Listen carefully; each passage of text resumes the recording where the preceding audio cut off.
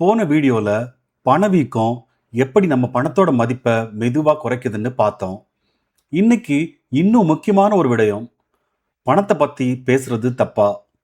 நம்மள நிறைய பேருக்கு பணத்தை பத்தி பேசும்போதோ, இல்ல யோசிக்கும் போதோ, திட்டமிடும் போதோ ஒரு வித வெட்கம், சில நேரம் குற்ற உணர்வும் கூட இருக்கும்.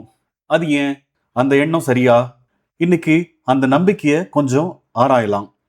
வணக்கம். இது பணமும் பாதையும். பணத்தை எளிமையா புரிஞ்சுக்க ஒரு பயணம். வாங்க தொடர்ந்து பேசுவோம். பணம் பணம்னு எப்பவும் பேசாத இந்த வார்த்தையை நம்மள பெரும்பாலானோர் வாழ்க்கையில ஒரு முறையாவது கேட்டிருப்போம். வீட்டில், பள்ளியில, நண்பர்கள் கிட்ட மெதுவா ஒரு எண்ணம் நம்ம மனசுல பதிஞ்சிருக்கும். பணம் பத்தி பேசுறதே சரியில்லை, ஆனா உண்மையில அது சரியா? இந்த குற்ற உணர்வு ஒரே நாள்ல வந்ததில்ல. சின்ன சின்ன நம்பிக்கைகள் சேர்ந்து தான் வந்தது. சம்பளம் ரகசியமா இருக்கணும், வசதியா வாழ ஆசைப்படுறது பேராசை, சேமிக்கிறவங்க தங்களை மட்டும் நினைக்கிறவங்க, பணம் தானாக வந்துடும், திட்டம் எதுவும் தேவையில்லை, இப்படி சொல்லாம சொல்லப்பட்ட பல விதிகள் நம்மளை சுத்தி இருந்திருக்கலாம். அதனால்தான் பணம் பத்தி யோசிக்க கூட தயக்கம் உருவாகுது. இப்போ ஒரு சிறிய ஒப்பீடு பண்ணி பார்ப்போம். நாம பல நேரம் என்ன நினைக்கிறோம்? பணத்தை பத்தி பேசுறது பேராசை, திட்டமிடுறது தன்னலம், சேமிக்கிறது கஞ்சத்தனம், வசதியா வாழ ஆசைப்படுறது தப்பு. ஆனா உண்மை வேற. பணத்தை பத்தி பேசுறது விழிப்புணர்வு, திட்டமிடுறது பொறுப்பு, சேமிக்கிறது பாதுகாப்பு, நல்ல வாழ்க்கை வேணும்னு நினைக்கிறது இயல்பு. ஒரு விடயம் நினைவுல வைங்க, பணத்தை மதிக்கிறது வேற, பணத்தையே வாழ்க்கையா நினைக்கிறது வேற. இங்க ஒரு கேள்வி, பணம் பத்தி பேசாம இருந்ததால பிரச்சனைகள் எல்லாம் மறைஞ்சிருச்சா? இல்ல, அதெல்லாம் அப்படியே இருந்தது. சில நேரம் இன்னும் பெருசாவும் ஆயிருக்கு. குழப்பம், பயம், முடிவு எடுக்க தாமதம், இதெல்லாம் அமைதிக்குள்ள வளர்ந்தது. அதனால் மௌனம் ஒரு தீர்வு இல்லை. நம்ம முன்னாடி ரெண்டு வழி இருக்கு. ஒரு வழி மௌனம், இன்னொரு வழி திறந்த பேச்சு. மௌனமா இருந்தா சந்தேகங்கள்லாம் மனசுக்குள்ளே இருக்கும், தவறான முடிவுகளையும் தனியா எடுக்க நேரிடும், கத்துக்கிற வாய்ப்புகளும் குறையும். ஆனா திறந்த பேச்சு இருந்தா கேள்விகள் கேட்கலாம், தெளிவான முடிவு எடுக்கலாம், மற்றவங்க அனுபவத்திலிருந்தும் கத்துக்கலாம். பல பிரச்சனைகள் பெருசா மாறுறதுக்கு முன்னாடியே தீர்ந்துரும். பணத்தை பத்தி பேசுறது வெக்கப்பட வேண்டிய விடயம் இல்லை, அது புத்திசாலித்தனம். இந்த மௌனத்துக்கும் ஒரு விலை இருக்கு. பணத்தை பத்தி பேசல, யோசிக்கல, திட்டமிடல அப்படின்னா மாச முடிவில் என்ன மிஞ்சும்? பல நேரம் ஒன்றும் மிஞ்சாது.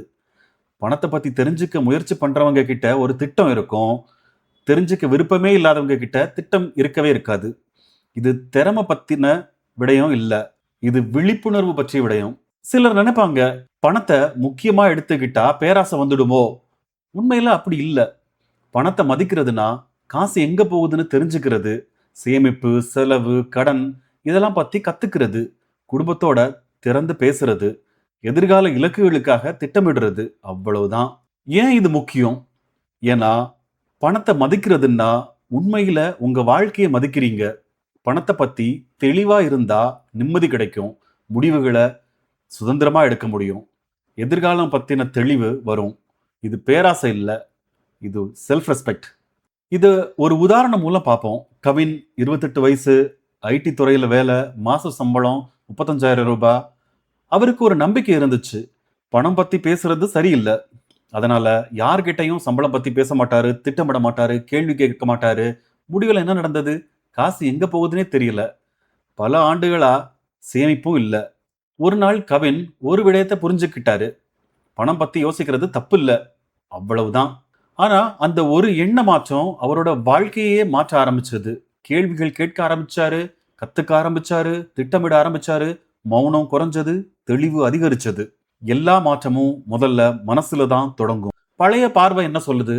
பணத்தை பத்தி பேசக்கூடாது, ஆசைப்படுறது தப்பு, திட்டம் தேவையில்லை, எல்லாம் தானா சரியாயிடும். ஆனா புதிய பார்வை என்ன சொல்லுது? பணத்தை பத்தி கத்துக்கலாம், நல்ல வாழ்க்கை வேணும்னு நினைக்கிறது இயல்பு, திட்டமிடுறது பொறுப்பு, என் பண வாழ்க்கைக்கு நானே பொறுப்பு. நினைவில் வைங்க, பணம் ஒரு கருவி, அதை புரிஞ்சுக்கிறது உங்க உரிமை. இந்த வீடியோ முடிவில் உங்களுக்கு நீங்களே 3 அனுமதி கொடுங்க. முதல் அனுமதி, பேசலாம். பணத்தை பத்தி திறந்த மனசோட பேசலாம். 2வது, கத்துக்கலாம், தெரிஞ்சுக்க முயற்சிப்பது பேராசை இல்லை. 3வது, திட்டமிடலாம், எதிர்காலத்துக்காக இப்போ இருந்தே திட்டமிடலாம். இந்த 3 அனுமதியையும் உங்களுக்கு கொடுக்க வேண்டியது நீங்க தான். இந்த வீடியோ உங்களுக்கு ஒரு புதிய பார்வையை கொடுத்திருந்தா நம்ம சேனலை சப்ஸ்கிரைப் பண்ணுங்க. இன்னைக்கான முக்கியமான கருத்து என்னன்னா, பணத்தை பத்தி யோசிக்கிறது தப்பு இல்லை, அதை தவிர்க்கிறது தான் பல நேரம் பிரச்சனைகளுக்கு காரணமா இருந்திருக்கு. அடுத்த வீடியோல உங்க வாலெட்டை அமைதியா காலி பண்ணிக்கிட்டு இருக்கும் ஒரு 5 சைலண்ட் கில்லர்ஸ் பத்தி பார்க்க போறோம். நன்றி. இது பணமும் பாதையும். உங்க பணம் உங்க பாதை.